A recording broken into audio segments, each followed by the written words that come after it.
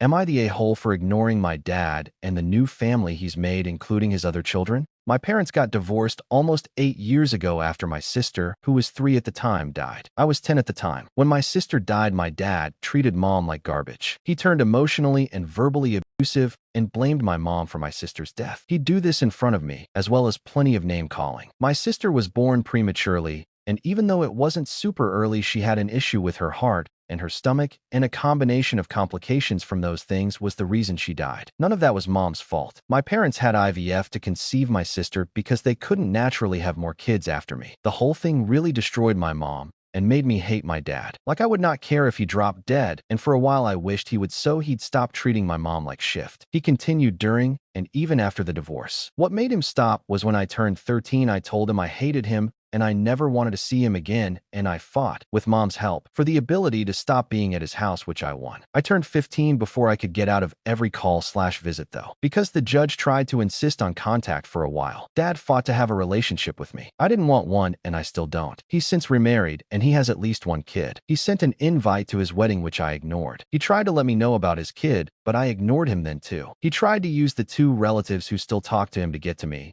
but I told them I wanted nothing to do with him or any kids he has, and I don't care if that makes us half siblings, because we're never going to be family, and that's not something I'll ever feel guilty for or regret. He's still trying though, and then I got this DM from his wife who told me that my dad always loved me, and I had to understand what losing my sister did to him. Then she pleaded the case for her kids, who she said are innocent and deserve the chance to have a relationship with me. She said ignoring them just meant I was furthering the hurt, and it wasn't fair to the innocent in all of this. I ignored that too and got roasted by one of the relatives dad talks to, who told me I was using this as a punishment when it was time for healing and to think about the innocence of the children involved. Am I the a-hole? Because I still feel unmoved by all of this and still intend to ignore them and have no relationship, even with the half-siblings.